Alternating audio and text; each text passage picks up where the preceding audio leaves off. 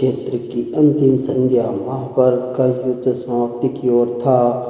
कौरव सेना नष्ट हो चुकी थी। सिर्फ एक योद्धा बचा था, दुर्योधन। वह डर और हार से घिरा हुआ दुर्योधन एक झील में जाकर छिप गया।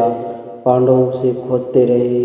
तभी श्री कृष्ण मुस्कुराए और बोले, अधर्म पानी में छिप सकता है पर न्याय से बच नहीं सकता। भीम ने गर्जना की, दुर्योधन बाहर आ, आज मेरी प्रतिज्ञा पूरी होगी। दुर्योधन जल से बाहर आया, हाथ में गदा, आंखों में अभिहंकार। दुर्योधन महायोद्धा आमने सामने बड़े खड़े थे।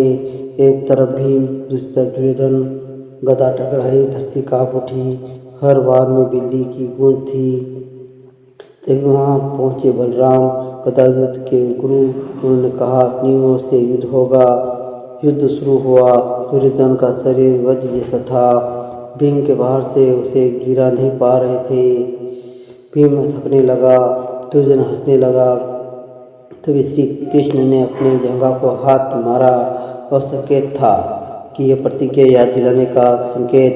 भीम को याद आया सभा में द्रौपदी का अपमान, दुर्योधन के अपनी जगह पर हाथ मारना। भीम की आंखें लाल हो गई। वह वार विद्रोही अपमान हो गया। गदा सीधी दुर्योधन की जांघ पर पड़ी, हड्डियां टूट गई। दुर्योधन धरती पर गिर पड़ा। धरती पर पड़े दुर्योधन ने कहा, मैं राजा था, राजा ही रहूंगा। कृष्ण बोले, राजा वह होता है जो धर्म से चलता है, अहंकार से नहीं। भीम शांत खड़ा रहा। प्रतिज्ञा पूरी हो चुकी थी। कुरुक्षेत्र की धूल उड़ रही थी। कुंज गदा के वार से भूमि गिराए दुर्योधन को टूटी उसी जांघ से अधर्म का अंत हुआ। जीता धर्म महान। ये हो पांडव वीरों के, ये हो श्री कृष्ण की।